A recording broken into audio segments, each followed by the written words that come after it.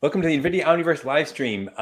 Super exciting today. We have a very, very special guest, Stephen Gong, who you can see on the screen. Oh, also Eric. Eric, you're always special. We have, we have two special guests, Eric and Stephen. Stephen actually has a great YouTube channel. We're going to post a link in a second, after, and we're going to dive into the topic today, which is building a self-driving RC car with OpenUSD. A lot of fun chat today, so feel free to jump in the chat. Let us know where you're watching from and any questions you have for Stephen or Eric or anyone on the NVIDIA team, and we'll do our best to answer. Steve, this is actually Stephen's last day as an intern at NVIDIA, so we'll dive into that in a few minutes. Let's get started with a couple of quick announcements. We know the big one is obviously GTC is coming up March 17th to 21st. We're going to put a code, if you haven't registered yet, we're going to put a code in the chat of a special link. It's actually a referral code that give you a little bit of extra discount there. There you go, 25% off. Can't beat that. And then we're going to be posting a lot more information on the sessions. If you're all waiting to hear specifically on the sessions and the speakers, we have a lot of information on the GTC page right now, nvidia.com/GTC. But we're going to have a lot more detailed information on specific sessions coming up in January, and very shortly. So right after the holiday break, you're going to see a lot of cool stuff on that page. So keep following that page. Guaranteed to be a good time. Eric will be there. Lots of people from the NVIDIA team will be there. So if you're headed there and you want to set up a private meeting, please get in touch with one of us and we can set that up. Lots of cool stuff planned. If you can't make it for some reason, don't worry. We got you covered. We're going to be doing some live streaming from GTC. We're going to try to interview some speakers live after their sessions. And we'll try to pose your questions too if you keep up with us on our Discord server. So that's going to be a lot of fun. The Winter Art Challenge is in full effect right now. People are posting some amazing stuff, not only on social media, but also on the Discord.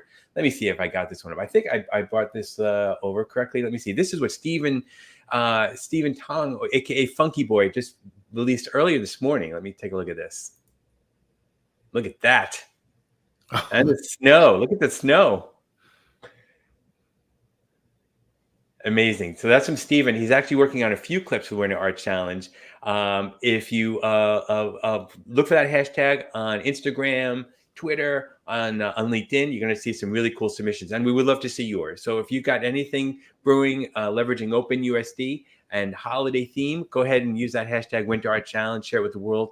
We would love to see it. All your work is inspiring. How many videos can you submit?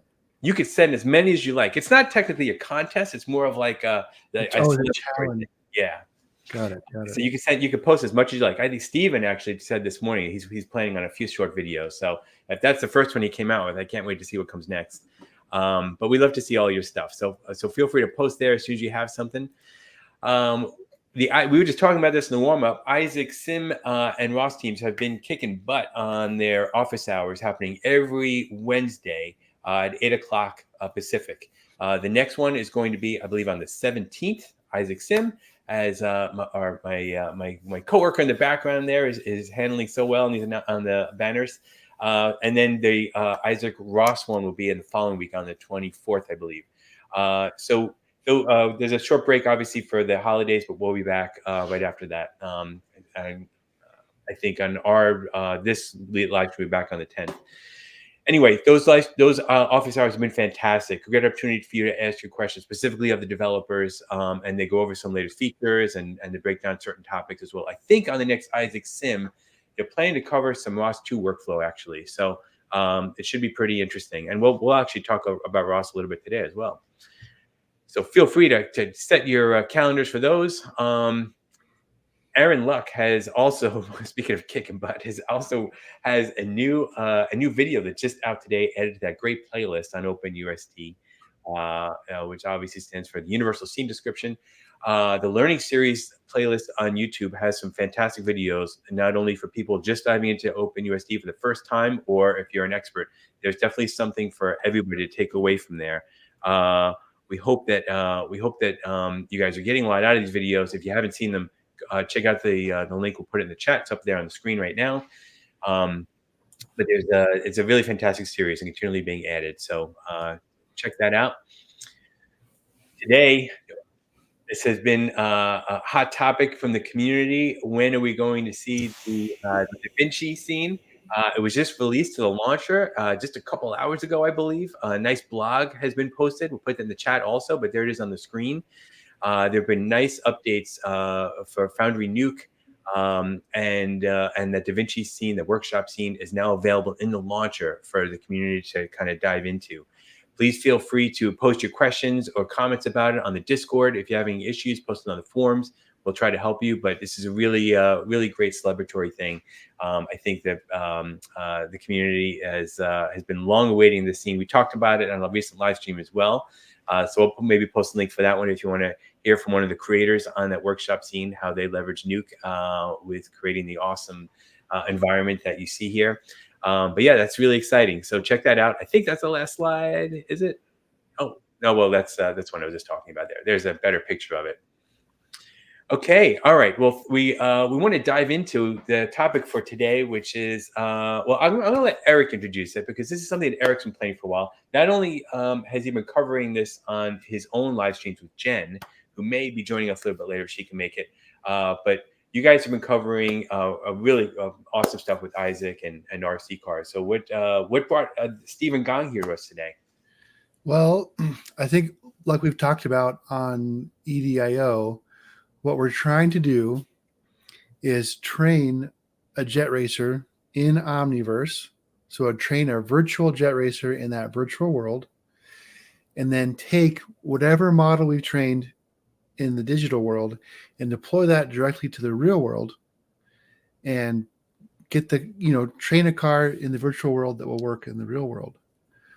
Well, we saw Steven's video where he has trained a car in the real world, and we thought that'd be a great place to start. If we can duplicate his process he used in the real world and do that in the virtual world, it seems like a great place to start. I like to, when possible, I like to find a workflow or a process that I know works and adapt that, right? That's and so awesome. Yeah, that's what. And then I learned that Steven was an intern, and so I've actually been talking to him a little bit, and I'm really excited to introduce him. So, Steven, can you tell us a little bit about yourself and your is it your infamous video, your race car video on YouTube? Yeah, sure. Hi everyone. My name's Steven. I am an intern here. I started in September, and today is actually my last day. So yeah, I've been working on this RC car internally as well at NVIDIA. I guess actually one of the ways I got my internship was through making this video, and we happened to sort of work on something similar internally. So that's sort of I'm working now on a camera version of this self-driving RC car. The ones in my videos are purely using a 2D LiDAR, whereas at NVIDIA we want to try doing camera racing, and so that's sort of what I've been working on. And I am on the Isaac Ross team, so we have those office hours on Wednesday for Isaac Sim and Isaac Ross. I am sort of under that team, and that's what I work on. And yeah, so cool. So just to kind of give people the high level overview, in your original car that they can see on YouTube, that was an F110th car. Is that right? Exactly. Yeah. Was it just like it calls out in F110th, or did you make some changes to it? Yeah, it was just an F110th. So the backstory of this was I just finished my first year of university. And then at my school, there's these programs called undergraduate research assistant programs, URAs, and you can start doing them starting in second year. So I was browsing through my university's website, looking at different openings, and then I saw this opening. I'm an engineer first and then a researcher second, but I was interested in looking into research.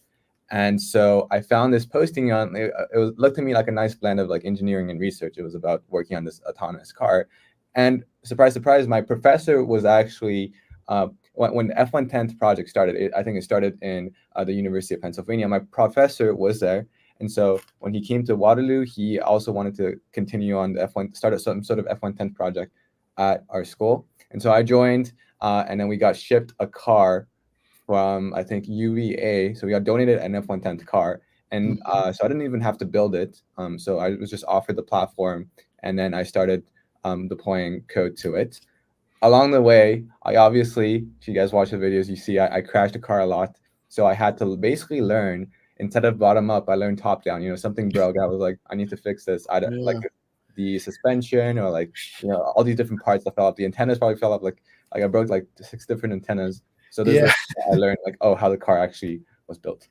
Yeah. My favorite part of your video, I guess is when you get it working is probably my favorite part. But my second favorite part is when you crash and hit the LiDAR and you don't know if you've broken your advisor's expensive LiDAR or not. I think that was one of the scariest moments of my life. If I broke it, I couldn't do anything. It's like one LiDAR, and like it's really hard to get your hand. Oh yeah. Oh, I'm sure you were sweating bullets. We got a first question from Zia. Actually, we have a live stream channel and Discord server, and people can post their questions beforehand. So we've got a bunch of questions. Zia, Arduino, come on. No. What did it use? Did it use an Arduino? So if you guys go on, there's a F110 website. I think f110.org. If someone could link it. On there, they tell you how to build this car, and they'll tell you that what you should get for the Jetson. It's a Jetson Xavier NX, which is like nowadays we have Jetson Or Nanos or Jetson AGX Orns. So the parts list on that is slightly outdated. I think the Xavier NX is like $1,500. We couldn't use an Arduino because we didn't have enough compute for it to actually run the algorithms. That's why we needed a Jetson Nano. Also, I think the reason they didn't say to get a Jetson Nano is because it wasn't powerful enough to run these algorithms to get the car racing so fast. So then they recommended using a Jetson Xavier NX. Especially with the LiDAR. I think that's quite a bit of data. Is that right? Well, actually, a LiDAR the model itself. Compared to a camera, I think actually a camera would require some more processing. Okay, I didn't know that. Yeah. And for all of you who are watching, the Xavier NX is like it's like the enterprise grade Jetson from that previous generation of Jetsons. And the Aura Nano is actually more powerful than the Xavier NX, and it's because it's the newer generation. So it's more powerful and it's quite a bit less. It's 500, I think. Now. So are you familiar with the Jet Racer? What are the differences between? So we've been working on this Jet Racer platform because it's a little bit more budget. Yeah. What are the differences between the Jet Racer and the F110 car? Well, I guess I think from what I saw, Jet Racer runs on a Jetson Nano, and it's a relatively smaller car compared to F110, where it's actually 1/10 scale. But I think like if you look at just at a high level, it's relatively similar. I guess the F110 can run at much higher speeds than a Jet Racer, and it has better compute. So it's sort of an upgraded version of the Jet Racer. Actually, I just learned this week. With the F110 motor, it's got a brushless brushless motor that can take a 3-cell battery. Mm-hmm. That thing can go 60 miles per hour. Yeah. Top speed. So no slouch.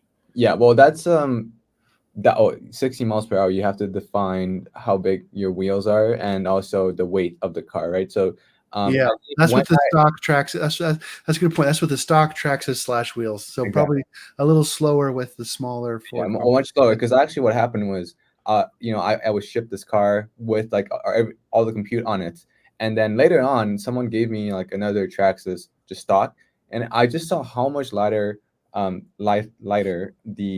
stock one was, and when I tried playing around with it, it went just so fast. So adding that extra weight with the compute, the LiDAR, all of that, it makes the car a lot slower, and it also makes it harder to handle in some cases because you have all this extra weight on the car. Yeah, and Zia's saying this is a great point. The blog shows the F1 at $3,000. Keep in mind though, that's $3,000 with the Xavier NX, which was $1,500 instead of $500, and with a LiDAR sensor that by itself costs $1,500. So you can take $2,500. Right? No, you can't take $2,500. In the end, it costs like maybe $1,000, or you can take like $2,000 off that tag. I think you could build it. I mean, I went out and bought a Traxxas. A Traxxas / Ultimate that has the low CG chassis for $500. Correct. And then it's got some bigger wheels, but I think you could kind of go from there. And you browse so $500 for the car, and then $500 for the Aura Nano. Let's just say another $500 worth of stuff, controller, and I guess how much of those, I don't know how much those nicer cameras are, but I think $1,500 to $2,000 to build yourself an F-110th camera, an F-110th car with the Aura Nano and a camera only, no LiDAR. There you go. Because basically you can swap out the LiDAR for a camera. Camera is generally cheaper, and then instead of a Xavier NX, you can swap that out for an Aura Nano, so you could save up like $1,000 as well. Yeah. Let's just walk through. Okay, can we just walk through at a high level your workflow to train these cars, and kind of how you do it, and then we want to just talk about how we're going to replicate that workflow with OpenUSD. Okay, so maybe to give a bit of a background, the way I just finished my second year of university. The way I learned this stuff was F-110. They sort of offered a course on the idea is they at UPenn or some other universities they offer these courses and they teach you how to get a car racing autonomously. So I sort of follow these high level lectures, to get a high level understanding of how. Can we get the link to that, or do those cost money? Are they free? Is it? I know if you just go on YouTube, you can look like F-110 lectures. I won't warn that the older lectures use ROS 1, whereas if you look at the lectures by UPenn, let me try to find the link right now. Yeah, I think people would love to have a link to those lectures. So F-110 lectures.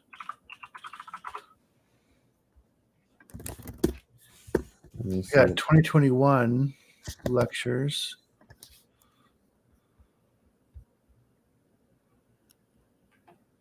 Yeah, so I got a syllabus. There's a syllabus here. I'm going to send it. I guess I'll join the chat. I need to connect to YouTube. Okay. I'll send it in a private chat, and if someone could paste it. Yeah. Here's a question, and someone from the chat is working on a project right now for the school. So I put it on the screen.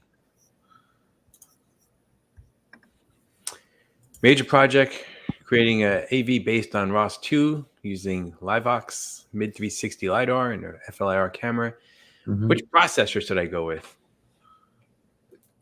Okay, is that the whole question? Or okay. First of all, we need to consider. Oh, sorry.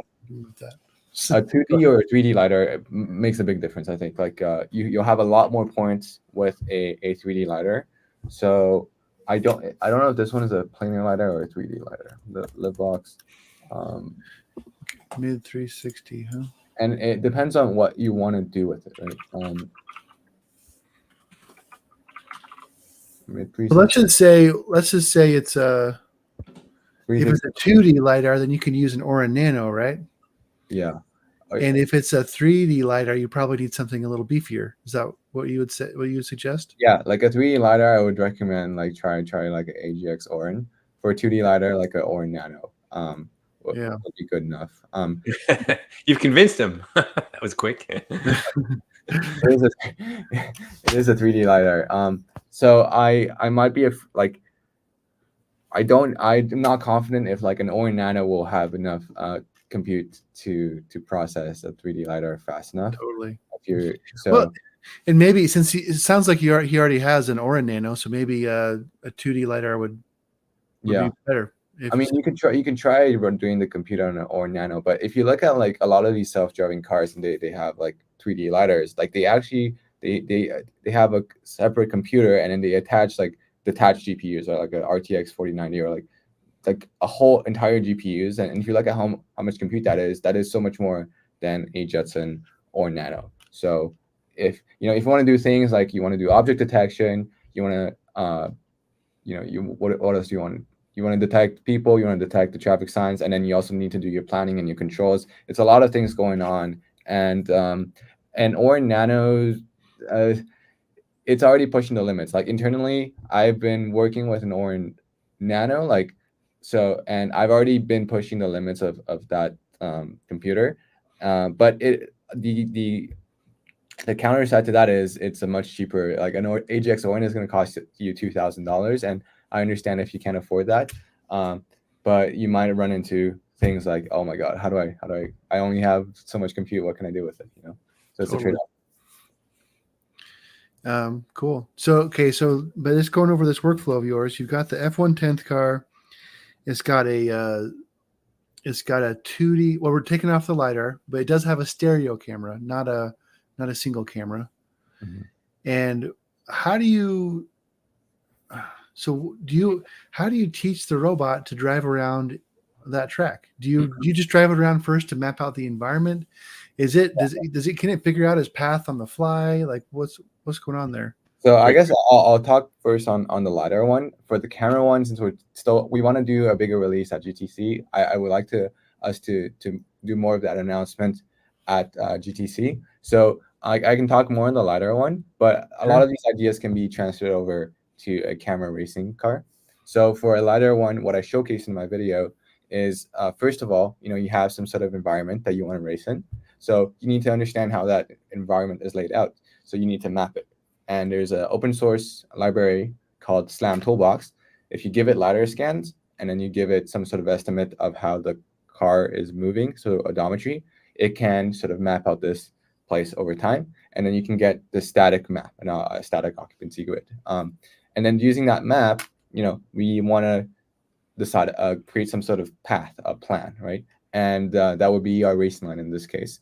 And so the way I do this is I would first figure out some sort of reference trajectory, right? You can like have the car drive around and log these points, or you can do it manually in Photoshop, and so I think the way I did it was I would I would Photoshop the map, lay out the clear boundaries, and then I would get a center reference line from like calculating the center line of the boundaries, and then I plug that into a racing line solver, right? So all of this just to get some sort of racing line, and that's a plan offline. And then in real time, you have your map, you have your racing line, you run some sort of localization algorithm. So in my case, it was a particle filter, and the particle filter, you use that to localize with respect to the map. So you know where you are with reference to this map. You also know, what is this? What do I need to like the plan, like the racing line? And so then you need some sort of controller to track that racing line. And so in my case, when I first started, you had odometry on the car, so you could tell where you were on the map. So there are two things. There's odometry, and then there's your telemetry. There's like odometry. What that means is just how odometry tells you like how fast your wheels are moving, right? Like right. Whereas, so odometry is I was thinking of telemetry. Yeah, you need like your position in reference to a map frame. And so then that is done through your particle filter, and then you, as I was saying, you run a controller to try and track that racing line. And then I started with a pure pursuit controller, and then moved on to something better called a Stanley controller. And if you even want to go more fancy, you can try a model predictive control. So was that clear, or do you need me to go more into depth? So I'm just curious, at what point is the AI involved? What does the AI do in that workflow? Exactly. So actually, this is more of a classical method, right? Because when you think about AI, what you think about is a learning-based method, right? Where you want to learn, you train some sort of neural network, and it learns to track, and you overfit to the track. So in this case, there's no learning, right? You're essentially breaking this down into specific modules. You have your perception, right? You have your planning offline, and then you have your controls in real time. And so there's no like AI, but it's a lot of math, a lot of algorithms. And if you look at even like what self-driving cars do, like I guess like if you look at Cruise or Waymo, I think generally they break it down like that. And the AI comes in mostly in the perception. So when you go into like camera-based methods, right, you can, with a camera, you can't infer depth information, right? But you can train a neural network to do that. If you have a camera and a lidar overlaid on top of each other, you can get the ground truth with a lidar, right? And so then you can train the camera to get depth, right? So I give you an image, I tell you the ground truth. Okay, these are the depth for each of these pixels, and then you sort of learn that as I give you more and more image. So then you can learn things like make a camera like a lidar, right? So I that's see. and if you want, that's like just one.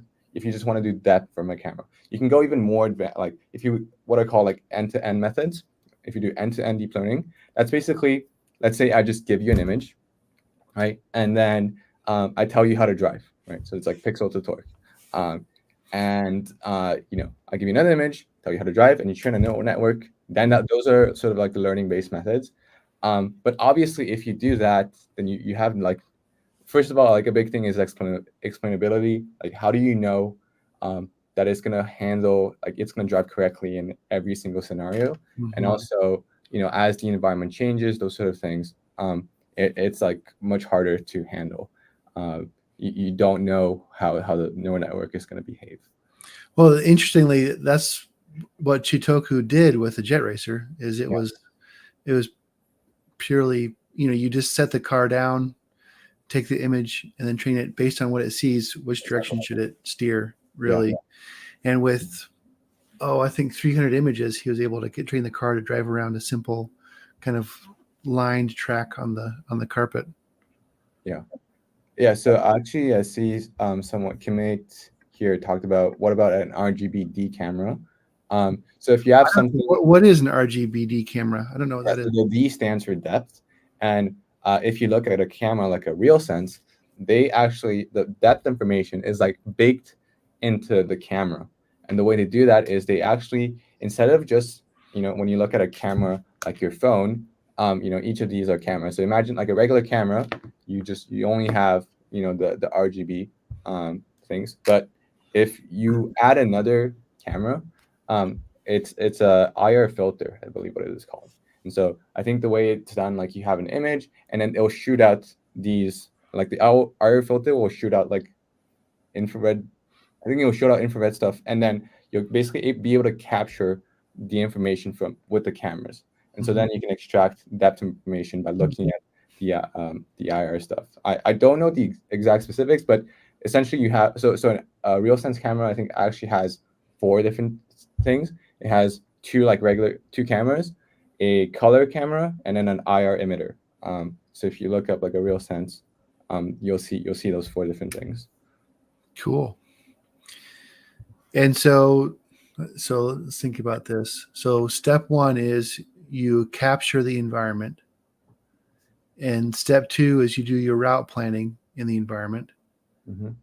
And that's kind of, and I know you already went over this, but then step 3, so we know the route it's supposed to drive on. And then when we set the car in the track, it just tries to follow that line that you've planned. Is that right? Yeah, based on where it thinks it is on the map. So you know where it is on the map. How does it know? Yeah. So you can use something like a particle filter. So you said that. What is a particle filter? So okay, let's look at this image, this video. If you pause it right here, right, this is running a particle filter, right? So the way it works is, you see on the top right, you have a map, right? Okay, and the lidar is still running right now. Okay, so then your lidar you're gonna have some sort of scan, right? You might see a part of the map, and if let's say Eric, I placed you in a room, right, and then you can't see the entire room, but you can see part of it, right? So you see part of the room, and you know how the entire room looks like. So based on that, you can sort of figure out where you are with respect to the room, right? So you try to map. So your lidar, captures a piece of line, and you essentially are trying to fit that to where it belongs. That technique is called scan matching. And the particle filter, it's called a particle filter because they are like, you basically spawn a bunch of particles, like say 5,000 particles.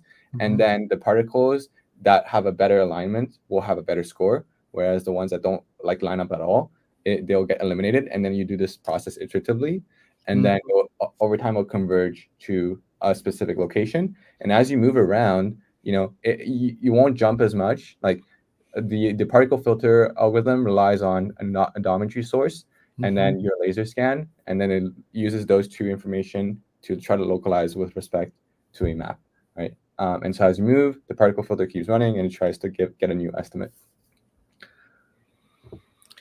Let's see. So does that with a particle filter. And so based on where it is, it should be able to tell where it should be. Mm-hmm. And it tries to steer back to its driving line. Correct. Now there are obviously shortcomings with this method, right? What do you think would be a shortcoming of this method of trying to localize with respect to some map? Well, if there are two parts of the map that are very similar, you might think it's in the wrong part of the map. Exactly. So if you wanted to go back to if you could go back a bit earlier in the video, right? So in this first like where I explained where the map was, how the particle filter works, yeah, and in the middle, Go forward. somewhere in the middle, yeah, somewhere in the somewhere. It doesn't matter, but it was a square. It was basically a square track, right? And what would happen was that when I started the particle filter, it would be in one of the like sometimes it'd be at the very back. Like it wasn't exactly where I was.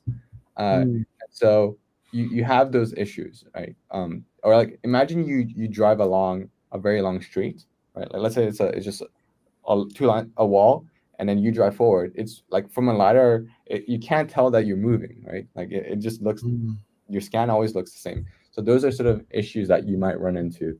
So that's where an odometer helps, because it gives you that additional information of how fast you're moving. Exactly. The LiDAR.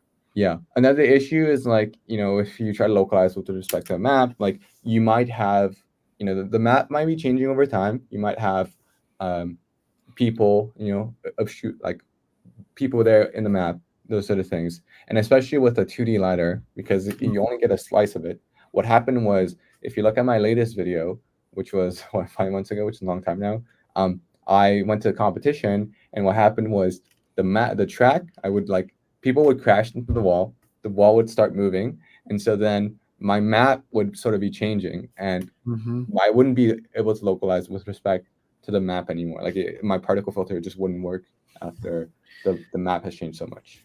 It seems like that's another place where an AI could be helpful, is because instead of having it be just kind of deterministic, that this is the map, this is where you are on the map, this is your racing line. Yeah. It could be more like, well, this is a section, and this is the kind of racing line I would expect. Yeah. And this kind of from this kind of a scan, and this is the kind of scan you should be. So a little more probabilistic, right? That's what we get with, instead of having like the deterministic methods are all kind of 100%, right? This is exactly where you should be. This is what it should look like. Whereas with AIs, we're really starting to involve a lot of statistics and guessing, and yeah, interesting. And then I think another problem is that it's not really, I guess I'm not sure how you handle the speed, like acceleration and braking, but I think, how did you handle that later on? Did you handle that in your later video? When you create a plan with the racing line, you can feed in the vehicle dynamics, right? So the weight of the car, you basically create a model of the car, and one of the most important things to figure out is how much friction you have, because that's going to determine how fast you can go. If you have infinite friction, if you looked at F1 and all these cars had infinite friction, you wouldn't need to slow down, because you could turn and you wouldn't fly off, or you wouldn't slide off. So the more friction you have with the ground, the more grip you have, and so the faster you can turn, and the faster you can approach turns, right? Those sort of things.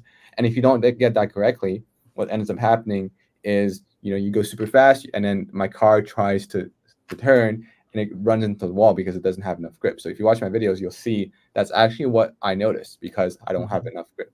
Looks like it was understeering too. Yeah, there's part of that. There's part of it because of my controller, right? Because how well you track the line, like how you have a plan, but the controller actually tells you how much steering input you need to apply. That's another thing you need to do. So my controller also had some issues, but what I was getting to with the racing line, in theory, you have a set of points, and then it tells you how fast you should be driving at this point. And so that's how I determine how fast I should drive the car. Acceleration and braking. Yeah, Yeah. totally. And so some of you might be wondering what this has to do with Omniverse. And and I think, well, I said it earlier on, the idea here is we want to, so let's say you had an environment you wanted to drive around. Wouldn't it be nice if you could just have a virtual twin of that environment in Omniverse? And then you have like the perfect, like a great 3D scan to work with. Or you could even generate, you can actually generate there's actually a LiDAR sensor in Omniverse that can even that uses ray tracing. So you could even start with that and start with LiDAR scans that you get from that LiDAR scanner in Omniverse, right? So, and you could write an extension that generates those racing lines right in Omniverse, and you could teach the car to drive. You could teach the car to drive virtually, and then you don't have to worry about breaking the car's LiDAR sensor like poor Steven did. Yeah. What I want to add to this is like why I think Omniverse is so cool. So when I got started with the F110 project last year, there was actually a simulator I was using. When I was developing my ROS nodes, which by the way the car runs on ROS 2. So it would be a big waste of time if I just I always deploy my code to the car. So first I would test it in simulation. So then F110 had the simulator where you can load in a map, and then it would artificially create the laser scan and the odometry for you. The issue with that is that it was only working for your LiDAR. It was only, you could only do 2D LiDAR scans, right? Whereas with Omniverse, if everyone's seen our Omniverse looks amazing, and if we could port our F110 into Omniverse and have a camera sort of pipeline working, and you could basically train. That's how you would train a camera only RC car in simulation. And in terms of LiDAR, I think another thing I'm not sure how well Omniverse does it is I think the hardest thing to get right is the fidelity of the physics. So what would happen is if I train it in sim, my controller works in sim because basically I had infinite grip in my sim. Whereas in real life, that's not how it works. Depending on what sort of surface you're driving on, so it wasn't as reliable physics. And so that's some of the things that I'll be interested in seeing, how Omniverse can deal with those problems, and things like your suspension of the car. Those aren't modeled as well. Yeah, I'm really curious about that myself. And I'm very confident. I've already got a Jet Racer model that's got joints and it uses friction, and you just literally just drive around in the scene using physics. But when you start to when you start to drive a little faster, you really slide a lot with these remote control cars. And I'd encourage you guys to go onto YouTube and check out some of these RC car races. And they are drifting and sliding and jumping. It's really pretty wild. And so I don't think I can't model that well yet in Omniverse to where I could do that. But I think certainly at lower speeds, it's going to be fine. It's just a question of how high of speeds will that work, And with cars in general, it gets really, the dynamics are quite complex. For example, a tire, depending on its camber angle, will pushes the car. It has so when you turn your wheels in that car leans, your camber angle on your wheels all changes, and all of those tires start pushing the car around. And it really depends a lot on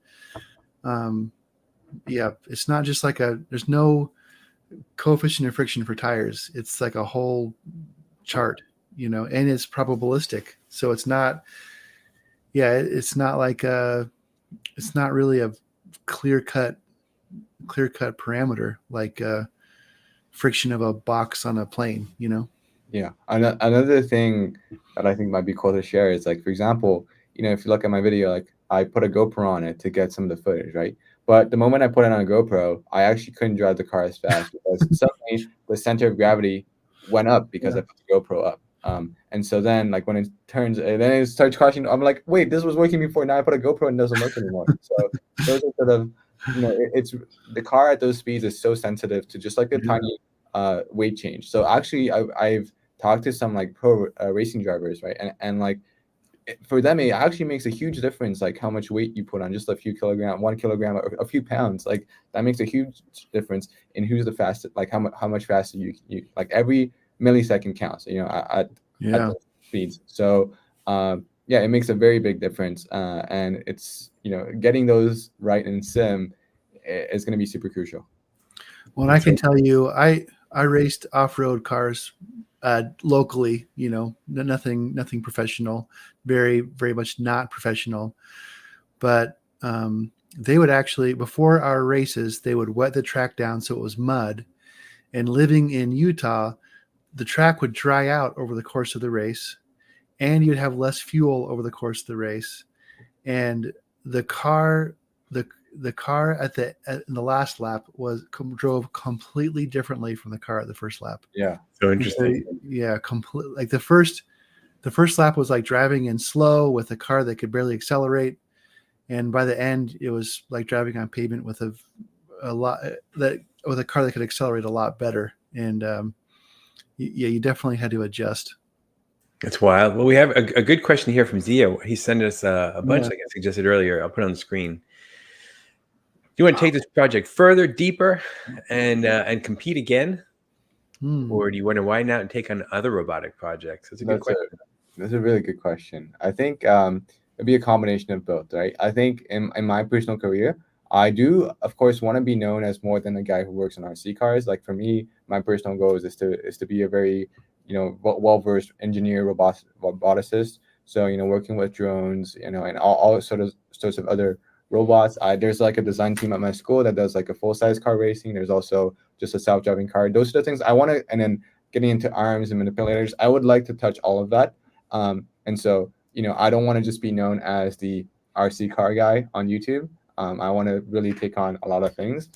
In terms of the depth of this project, like that's sort of what I've been trying to do here at NVIDIA is sort of, I did all of the LiDAR stuff, and now I realize like doing a camera version, it's quite a bit harder. And so that's how I'm sort of deepening my understanding of how you do car racing. I wish, I think I'm still lacking in terms of like doing the controls and the planning, like the stuff I do with the racing line and then tracking it. I don't have some sort of online planner, or at least it's like a really naive version of the online planner. Like when there is someone in front of you, like how do you decide, where to go?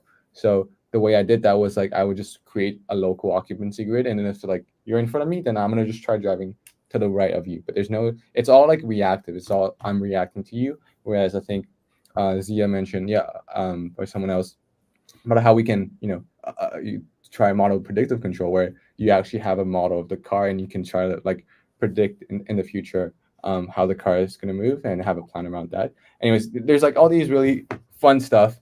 And so my approach is really, do a project and every time I do a project, I try to go deeper and deeper in terms of like the technical skills I want to acquire. Real quick, I wanted to address this question from Janiscu. So F110 has all the files that you need. So it's got all the 3D printable files, so that if you want to build an F110 car, you can. They've got a whole build for you if you want to do that. And along those lines, Zia asked, "What did you do to find or change the center of gravity?" And let me show you. They actually picked a car with a low center of gravity for F110, and I've got right here. So this is a Traxxas Slash, and this is the base car for the F110. And so right here you can see, if you look at, it's hard to point. Look at my right. This is my right hand. This is like the below in the middle of the wheels, but look how high this goes up in between the wheels. Do you see how it kind of arcs upward? That's to give this, as an off-road car, a lot of clearance. Okay, now I'm changing it over right now to this chassis, and I'll just grab the front. Here's the front suspension clip that I haven't put on yet. And if you look at this one, the chassis is actually below. It's kind of hard to see, but the chassis is actually below the suspension. And this is the low center of gravity chassis conversion. And it comes with all the parts. And so now if you get the Traxxas, I buy the Traxxas / the basic model is $300. And then you have to buy this low center of gravity kit for $75. If you buy the Traxxas / Ultimate for $500, it comes with a low center of gravity chassis. And the F-110 is actually built off of a Traxxas Ford Fiesta, which is a Traxxas / with the low center of gravity kit, a more basic motor, and it's got smaller wheels. I think for me, the path I would recommend, and I wish I just gotten the Ultimate with it already. It has the low center of gravity, and it's got a lot of aluminum arms and upgraded parts, and it's got the faster motor. So if you buy the Fiesta, well, the Fiestas aren't available anyway, but if you bought one, you'd have to upgrade the motor right away. So which motor are we talking about? So the motor in the basic slot, this is the BL2S motor. Yeah. And then the F-110 recommends an upgraded brushless motor that can handle more voltage, and so it's got more torque and can go faster. Okay, I use the upgrade, I guess, is the Valley 9 3500, right? Yeah, that sounds about right. Yeah, okay. And the Ultimate has upgraded everything, so. But it's, I don't know, $500. I didn't do it at the time. I find Zia's question really interesting. I'd like to hear your thoughts, Eric, in terms of, like, let's say you had to model the center of gravity in sim. How do you figure that number out? Yeah, great. Thank you. Let me pop open this. I'll share my screen real quick. I'm ready to go for this one. Window. So here's the F-110. So we had the Jet Racer template we did before. It did not have joints in it in CAD. I added all the joints on the Omniverse side, but the latest on version of Isaac can actually import joints directly from Onshape with an Onshape importer. So I'm building all the joints right here in Onshape.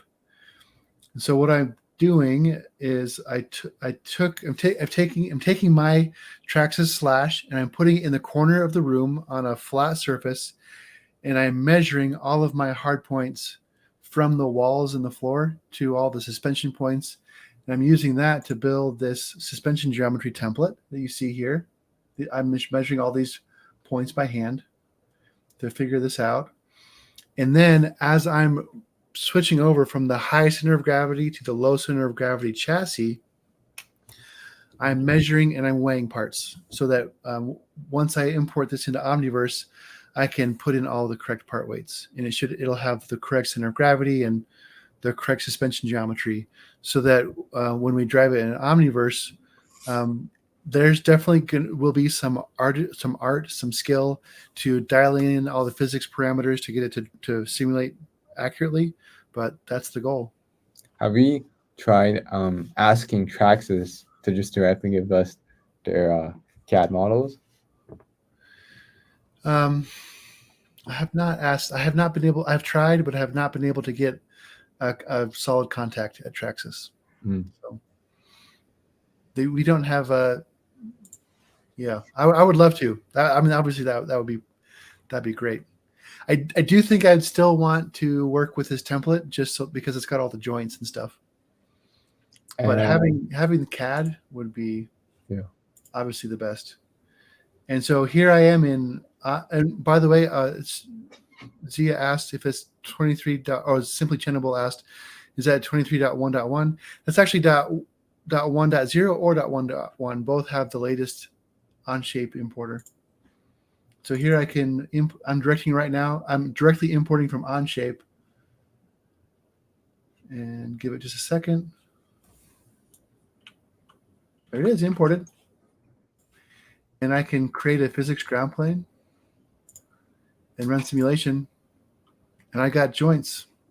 Are you showing the Omniverse screen? We're seeing the Onshape screen. Oh, I shared an application. Now I got to do all that over again. It was like perfect. You mean to remove this one? Yeah, let me just. I thought I share screen, window. Oh, entire screen. That's the problem. Here we go. Here we are in Omniverse and Isaac Sim. If I go to File, Import from Onshape, and right here's the template in my Onshape account, and I'm importing it. There it is. And it's got all the joints. I'm going to have to fix some of the articulations because there are loops. So you'll see some, oh, and it's a ground. I do that all the time. Create physics, ground plane. You'll see some errors because I have joint loops. That's okay. But you can see that we've got joints directly imported from Onshape. That's awesome. Yeah, it's so cool. And then what we can do is we can go into the layers and we can add an edit layer so that we can, add a collision filter and change joint properties and kind of do any tweaks we need to do. And I'll share the template and I'll share that edit layer, and that lets you basically rig whatever car you want to measure. So yeah, that's what we're doing. I can slide it around on the ground. It doesn't drive yet. So it's not a very good racer yet. It's just, but we're working on it. Very cool. We have a few minutes left, and actually, we had a good question or comment. Well, question, I guess, from another one from Zia. And this relates to your channel. What made you want to video your progress? And also, what's your plan for the channel next? Oh, good question. I guess the question is more like, why are you posting on YouTube, right? That's a good question. I mean, I personally, I love documenting. I love documenting things. I mean, I'm someone, like, everything I do, I write it down. Like, in NVIDIA, like every day I have like my own little notes. I'm like, oh, here's what I did today. And so part of making videos is like, I want to document this, and I want to sort of, I realize like making these videos make me I'm really passionate about like telling the stories of how you build things. And so, the video, more than being documenting, because, just if I were just to document every day, here's what I did, and post that on YouTube, it wouldn't be a super engaging video. Like people, like you get bored halfway, right? And so it's about also telling a cohesive story as you make the video. There was this problem you ran into, and then there's the struggle of like, oh, I really need to get this car racing, right? And then, oh no, the car crashes. Oh no, my LiDAR, I don't know what's going to happen. Am I going to be able to race this car or not? And so it's like a story, and then you go through these ups and downs with me. And so as I go through this progress and I document it, I feel like a protagonist of the story. And the struggles that I go through, I'm like, wow, this actually adds to the story, and it makes me more motivated to keep going. So there's all these components to it. When I was younger, I also, I had like gaming videos that I made. And so I've always enjoyed making videos. But I wanted to do it more seriously with this RC car video. So then you see me, like you saw, if you watch the video, there are like animations that I put in as well to make the video more interesting. So I just found it to be a very fun project. And I think, like, if you work, here's what I believe, like if you work on your personal project, without documenting anything, it might only be 100 hours. But if you video this and all of that, it might double the time or triple the time, right? So realistically, is it like if your only goal is like purely learning, it might be, it might seem like a waste of time. But the way I see it is like, okay, I might put in 400 hours for a video, right? But thinking about like how many people are going to watch it and the number of hours that people are going to spend watching this video. So the return on your investment suddenly like 100 x's or 2000 x's, even though you know 2 or 3x your own time.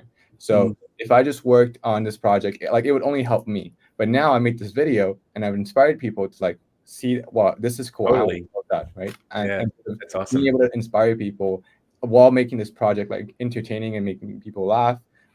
I think there's something very rewarding about that process. Absolutely, that's great. I mean, it clearly shows because your channel is growing really nicely.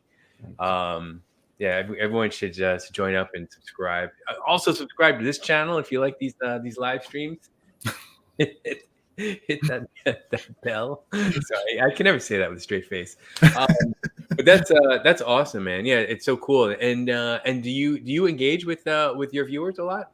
Like in Yeah, your I mean, there was a point in time where it was like, people comment, but I try to I read every single comment, like even though I might not be able to respond to it, like I like it, and then when the video first comes out, like I try to respond to everyone. Uh, so I don't have like a Discord community or anything like that. Like I just make the videos and like let the comment. So if I do this more seriously, I think I definitely will like set up some sort of community thing. And it's just like, with how inconsistent I am at publishing the videos, because each project takes so much time and I have other things going on. Like I haven't gone all in on just like making videos, but if I did, then I would definitely like do this, like engage more with the community, definitely. I think that's awesome, and we are so glad you did, and we're so happy that you picked NVIDIA as a place to do your internship, and that Eric had to. Eric, how did you find out Steven was here? How did I find? I was talking to some of the Isaac folks about Jet Racer. Yeah. And they said, "Oh, we've got this intern that did it his own self-driving car," and yeah, he did a video. Here's his video. Oh, okay, That's awesome. awesome. And Steven, so you shared earlier in the warm up that you had obviously going to see your family for the holidays, which is awesome. And then after that, you only just finished your second year of school, right? Right. So you headed back to school. And what do you have a good idea on what you're going to focus on next? Like, do you know what you want to do after school and stuff yet? Are we talking like next summer, or are we thinking next year? I Are we guess. talking next What do you 5 want? What do years, you want to do? 10 years, next Wait, 30 wait, years? It's a Like, little early to recruit him. Okay, it's a little early. what time are you talking? I mean, I can speak on all of them. Yeah. So yeah, what we are going on next, and kind of what's your long term? Yeah, well, as I mentioned before, I really, I really enjoy learning, and so what I'm focusing is building a strong foundation and technical breadth and depth on all those aspects. And I realize that robotics is like sort of the perfect discipline for that, because you get to really, robotics is such a multidisciplinary domain, and you can learn, on this already on the software side, there's just so much to it. But then there's the mechanical, electrical, all the firmware, like everything just comes together. I find it like very rewarding to work in this space. So that is probably what I'm going to focus on. And in terms of university, next term I'm taking my operating systems course. So I'm really excited for that, taking some algorithms course. But I'm really just trying to build a very strong foundation at school, so then I can be equipped with the right tools. Like when I'm faced with any problem that I face, I sort of know, I have the confidence in myself, I have the foundation to know how to tackle it. That's what I'm focusing on. And then in terms of the future plans, that's actually something I've been thinking a lot recently, because I enjoy like the artistic expression of when you make videos, like there's a lot of like creative stuff that goes into it. Whereas I think joining, being part of a big company, it's more, I think there's a lot of business and learning how to deal with people. That was something I really was exposed to during this internship. As you go up the ranks and you want to rally people around things that you believe in, it's a lot like beyond, like technical skills might only be half of it, and then you need to learn all of the business aspect of it if you want to be an effective engineer, you sort of need to be like what I think recently was I heard is called like a business engineer, right? And so you need to think about beyond just like solving these technical problems. How do you gather the right people so that you can parallelize the work, and you can be so much more effective at attacking the problem. And I don't think that's something that you can achieve as well for just if you do your own stuff, or like if you're just creating a movie or something. So Right. I'm kind of conflicted on those, and I'm still thinking about what I want to do next. That's so interesting and so true. Yeah, having good people skills and just being able to work with team, I think is something that we're all about that here. So I'm really glad that you got some experience there. Well, this has been fascinating, Eric. You want to add anything before we wrap it up? No, I've just been so delighted to have you on, Stephen, and to meet with you for the last, a few here and there for the last few weeks. And yeah, thank you for having me, Eric. Oh, this is so fun. It's great. My wife's been making fun of me for buying remote control cars for work. And I'm like, honest, it's for work. Listen, there are much worse ways to spend your money, much more dangerous hobbies to have. I think it's great. It's fantastic. Yeah, and I hope so. Eric, you should talk about your Jet Racer a little bit. If people want to hop on to Discord server and your next live stream. Yeah, join us. We have a Jet Racer channel on Discord, and every Thursday, we're taking a break for Christmas, but every Thursday we're streaming about teaching the Jet Racer, and we'll be mixing that with F110th now, kind of talking about both, because they're very similar. And but yeah, we're training Jet Racer and we're training F110th cars to drive inside of Omniverse, with the goal of deploying whatever architecture we've developed directly to the real world car and crossing that sim to real gap. And we'll be using ROS 2 for that. We'll be using Isaac ROS for that. We'll be using ROS Bridge for that. So essentially we'll be writing a ROS 2 app on our desktop and having it connect directly with Omniverse. And that ROS 2 app will think Omniverse is the real world. And that's how we're going to teach robots. And it's that's really awesome. fun. And I have no idea how to actually do it. We're just kind of going for it. So that's great. Yeah, that's right. I love about your stream, Ashley's stream, the Learn With Me series. So it's such a great, both those streams are so great for the community. So thank you for doing those. And thank you, Stephen, for creating your great content and putting all that time and hours into such great, compelling videos. So we showed a few clips while we were talking, but everyone should really check out his channel. And the last few videos in the RC car are pretty awesome.